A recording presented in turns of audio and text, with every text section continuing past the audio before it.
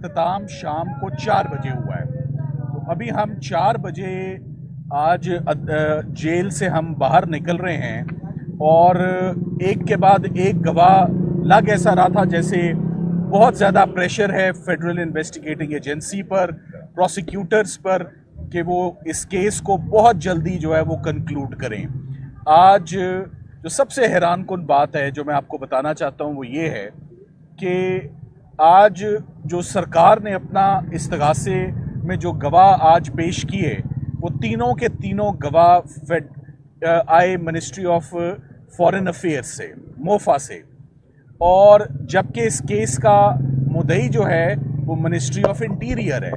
तो आज सबसे पहले तो ये बात सामने आई कि ये जितने इल्ज़ामात हैं साइफर से रिलेटेड, इसमें मिनिस्ट्री ऑफ फॉरेन अफेयर्स कभी भी एग्रीव्ड ही नहीं था और मिनिस्ट्री ऑफ फॉरेन अफेयर्स ने कभी ना तो कोई शिकायत लगाई ना कोई रिमाइंडर भेजा। आज तीनों गवाहों की बड़ी एक्सटेंसिव क्रॉस एग्जामिनेशन हुई है। सिकंदर जुल्करनैन सलीम साहब जो मेरे राइट पर खड़े हैं, उन्होंने एक्स्ट्रा ऑर्डनरी क्रॉस एग्जामिनेशन किया ऑन ऑल 3 विटनेसेस। अब देखना ये है और लग ये रहा है कि साइफर का ट्रायल इंतहाई तेज़ी से, इंतहाई उजलत में और जल्दबाजी में किया जाए। बड़े प्रेशर्स हैं, बहुत ज़्यादा प्रेशर्स हैं प्रोसिक्यूटर्स के ऊपर, गवाहों के ऊपर। और आज हमने मिनिस्ट्री ऑफ फॉरेन अफेयर्स के गवाहों को भी आज़ाद नहीं देखा, उनके ऊपर बहुत प्रेशर है और वो बहुत ज़्यादा प्रेशर के अंदर वो आज अदालत में उन्होंने ये बयान दिया है। अगर कोई गलती होती फॉरेन मिनिस्टर के बिहाफ पर या प्राइम मिनिस्टर के बिहाफ पर, तो मिनिस्ट्री ऑफ फॉरेन अफेयर्स खुद इस FIR की मुद्दई होती, जो कि वो आज दिन तक मुद्दई नहीं बनी। अब आज के बाद दोबारा जज साहब ने एक इंडिकेशन दे दी है कि जैसे तोशा खाना केस बड़ी जल्दी से चला, वैसे इसी हफ्ते दोबारा जुमे वाले दिन 3 गवाहों को दोबारा जो है वो पाबंद कर दिया गया है।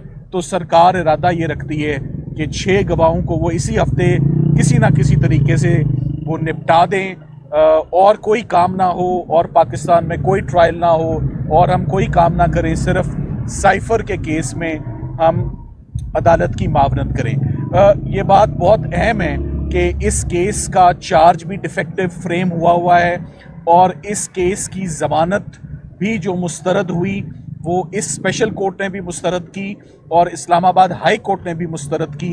ये अब दोनों मामले सुप्रीम कोर्ट ऑफ पाकिस्तान के पास फाइल्ड हैं और हम उम्मीद करते हैं कि आइंदा हफ्ते में सिर्फ ट्रायल में जल्दबाजी नहीं की जा रही, बल्कि जो फेयर ट्रायल का प्रोसीजर है, लिबर्टी का जो क्वेश्चन है, फंडामेंटल राइट्स का जो क्वेश्चन है, वो भी आज डिसाइड हो और ज़मानत की एप्लीकेशन और जो चार्ज का डिफेक्टिव फ्रेम होना है वो जल्द अज जल्द जो है वो फ्रेम वो सुप्रीम कोर्ट उस पर डिसाइड करे। आज मैं ये भी कहना चाहूँगा कि ये सारे इल्ज़ामात को बड़े टेक्निकल नेचर के इल्ज़ामात थे।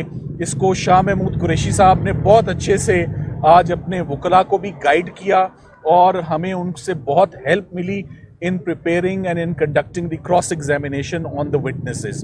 इमरान खान साहब ने भी आज हमसे 2 दफ़ा हमारी उनसे मुलाकात हुई और मुलाकात में आज जो इतनी ताख़ीर हुई है बाहर आने में, उसकी बड़ी वजह ये है कि हमें अपने क्लाइंट्स के साथ जो मुलाकात हम करते हैं उसमें ना कोई हमारे पास कागज़ होता है, ना हमारे पास कलम होता है, ना फाइल होती है, ना बयान होता है और हमें कमरे में वैसे ही भेज दिया जाता है। इस तरह हम इंस्ट्रक्शंस नहीं ले सकते, हम इस तरह ये ट्रायल नहीं कर सकते। ये हमने बार बार जज साहब को आज बताया है कि ये बड़ा टेक्निकल नेचर का केस है, इसमें हमारे क्लाइंट से इंस्ट्रक्शंस हमें मिलना बहुत ज़रूरी है, जो कि नहीं मिल रही। सो अब देखना ये है कि इस वक्त मेरा ख्याल है हुकूमत और जो पॉलिटिकल ओपोनेंट्स हैं, they are running out of options. तमाम केसेस जो हैं वो ऑलरेडी ज़ीरो हो चुके हैं, सेडिशन हो, म्यूटनी हो, फॉरेन फंडिंग हो, जज ज़ेबा केस हो। तो फाइनली अब रह दे के अब ये एक साइफर का ट्रायल पीछे रह जाता है और इसमें भी नज़र यही आ रहा है कि सरकार आज लड़खड़ा रही थी अपने तीनों गवाहों को पेश करने के बाद। उन पे क्रॉस एग्जामिनेशन आज ऐसा हुआ है कि मेरा ख्याल है कि सारा उनका केस आज ही ख़त्म हो गया है। जी सर, ये बताइएगा कि आपकी सबसे मुलाकात हुई है इलेक्शन के हवाले से, डेट अनाउंस हुई थी, इस हवाले से उनका क्या कहना है?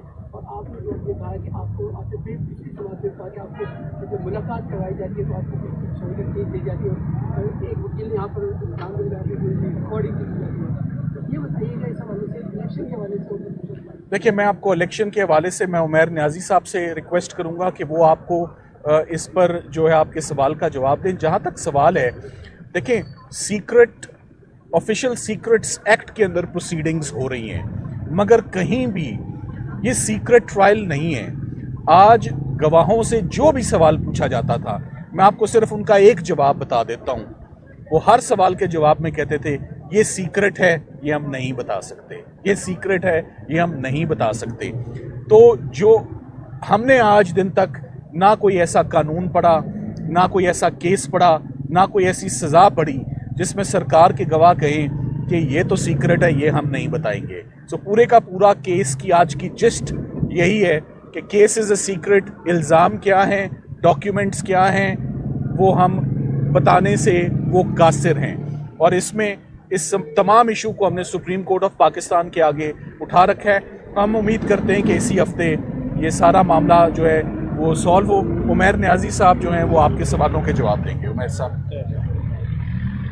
बिस्मिल्लाहिर्रहमानिर्रहीम। जहाँ तक आपने जी इलेक्शन की बात की, खान साहब ने वाज़े तौर पे कहा, पहले भी आपको रिटरेट किया था कि नवाज़ शरीफ कभी भी अपने एम्पायर्स के बगैर नहीं गेम खेलता। खान साहब ने आज दोबारा से कहा कि वो दोबारा अपने एम्पायर्स की तरफ देख रहा है और उन्हीं के बल बोते पे दोबारा आना चाहता है। जहाँ तक पार्टी की अपनी सिलेक्शन का ताल्लुक है, तो उन्होंने कुछ इंस्ट्रक्शन सिंध, बलूचिस्तान और KPK के हवाले से दी हैं। वो स्पेसिफिकली पार्टी को पहले बताई जाएंगी और थ्रू कोर कमेटी आप तक इंशाल्लाह ताला वो बाहर आ जाएंगी। सेकेंडली, हमारी मौजूदगी में खान साहब को सुप्रीम कोर्ट की तरफ से नोटिस भी मिला, जो बेसिकली नैब की पिटिशन अलाउ हुई थी, नैब अमेंडमेंट सेट असाइड कर दी गई थी। आपको जैसा कि पता है कि फेडरल गवर्नमेंट ने उसके against intra court appeal file किया है। वो 4 बुक्स का सेट खान साहब को रिसीव हो गया है और सुप्रीम कोर्ट का नोटिस था, खान साहब ने उस पर एंडोर्समेंट कर दी है और अपनी विलिंगनेस शो की है कि वो अपनी अपील का दिफा एज रिस्पोंडेंट नंबर 4 खुद करेंगे। तो अब सुप्रीम कोर्ट पे है कि वो किस तरह की फैसिलिटीज़ उनको प्रोवाइड करता है, वो उस केस का खुद दिफा करेंगे। और उनके सामने ये उनका वाज़ेह मौक़िफ़ है कि इस फेडरल गवर्नमेंट के पास कोई मैंडेट नहीं है टू फाइल दैट अपील, क्योंकि ये एज एन इंटरिम गवर्नमेंट आई है, इनका काम है डे टू डे वर्किंग को देखना। वो तो इन्होंने की नहीं। ये किन कामों में पड़े हुए हैं कि अकाउंटेबिलिटी, उन चीज़ों को छेड़ें। क्या ये मुल्क का पैसा, क्या कौम की अमानत नहीं है? क्या ये सबको लूटने का इसका इख्तियार है? तो इंशाल्लाह ताला इसको केस को भी वो खुद ही डिफेंड करेंगे। समाज से पहले यहाँ पर एक बम बरामद हुआ, बारूदी मवाद बरामद हुआ, उस हवाले से भी आपको अच्छा, दहशतगर्दी की बिल्कुल बात हुई है, क्लियर कट मियाँ वाली बेस के हवाले से वो सारा का वो बेसिकली आपकी पुअर अगवान पॉलिसी से लिंक्ड है। खान साहब ने क्लियरली कहा, जब ये नई गवर्नमेंट आई थी, ये हमारे साथ बहुत ज़्यादा रिसेप्टिव थे और इन्होंने बहुत सारे सिग्नल शो किए कि हम TTP को एरेडिकेट कर सकते हैं। और देखें, आप इंटरेस्ट देखें कि हमारा फॉरेन मिनिस्टर कितनी दफ़ा गया अफगानिस्तान, और बिलावल का थ्रू आउट देख लें, एक भी विज़िट काबुल का नहीं है। तो ये लैक ऑफ इंटरेस्ट शो करता है। तो आपने ये चीज़ को कभी कंसिडर ही नहीं किया। और अब जो आप कर रहे हैं, अफगानीज जो डिस्प्लेस कर रहे हैं, जो बच्चे इधर पैदा हुए जिस हाल में आप लोगों को एंटेगनाइज करके इस मुल्क से बाहर निकाल रहे हैं, तो वो एक और आप ब्रीडिंग ग्राउंड को जन्म दे रहे हैं जो दहशतगर्दी बढ़ेगी। तो इसलिए ब्रॉड बेस कंसेंसस चाहिए। इस चीज़ को नहीं कैटर फॉर करेंगे तो ये कोई भी इसको कंट्रोल नहीं कर सकेगा। डेट अनाउंस होने के बाद तेजी देखी गई है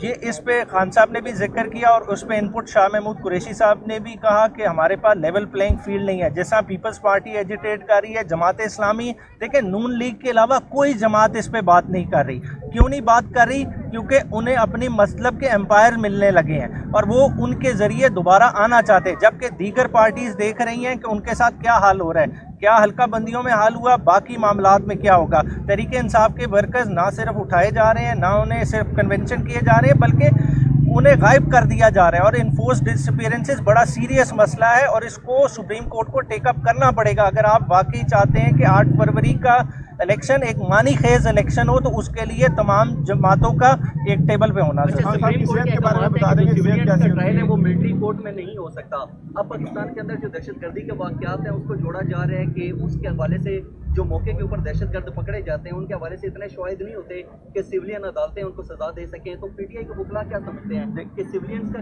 जो ट्रायल है वो मिलिट्री कोर्ट में होना चाहिए? सिविलियन का ट्रायल कभी भी मिलिट्री कोर्ट्स में नहीं होना चाहिए। दहशतगर्दों का ट्रायल के लिए दहशतगर्दी की अदालतें हैं। देखें, आपने कभी विलिंगनेस शो ही नहीं की टू प्रोसिक्यूट। देखें, आज आप खान साहब को एक बोगस केस में सजा करना चाह रहे हैं, तो प्रोसिक्यूशन किस तरह से चल रही है? क्या ये दहशतगर्दी के केसेस में नहीं चल सकती? बड़े बड़े दहशतगर्दों को आप पकड़ें, आप प्रोसिक्यूट करें, आप क्यों नहीं करते? उनके सामने तो आपकी टांगें कांपती हैं, उनको तो उनके खिलाफ बतौर गवाह पेश करने में लोग घबराते हैं। आज खान साहब के खिलाफ झूठी दवाई देने के लिए बड़े बड़े अफसरान पेश होंगे, तो ये हमने डबल स्टैंडर्ड खुद बनाए हैं। ये चीज़ देखने वाली है। सेहत के बारे में बता दें। खान साहब की जी सेहत ठीक ठाक है, हाँ जी, आज भी ठीक, क्योंकि आज सारी प्रोसीडिंग के देखें सुबह से लेके वो काफ़ी देर तक हमारे साथ इन्वॉल्व रहे। अच्छा, सेहत का शाह साहब भी आज मौजूद, जी आजम खान साहब शामिल हैं, उनका 164 का स्टेटमेंट भी ऑन रिकॉर्ड है, और जिस मैजिस्ट्रेट ने रिकॉर्ड किया है वो भी लिस्ट ऑफ विटनेसेस में मौजूद है। अब देखिए किस तरतीब में प्रोसिक्यूशन लेके आती है, ये तो प्रोसिक्यूशन ने लाना है ना उनका। शाह महमूद कुरैशी साहब मौजूद थे, उनके स्टोन्स का कुछ इश्यूज था कि उनके हैं गाल ब्लैडर में या कहीं स्टोन्स हैं, मगर हैं इधर ही, हॉस्पिटल नहीं गए। Thank you sir. जी सर जी।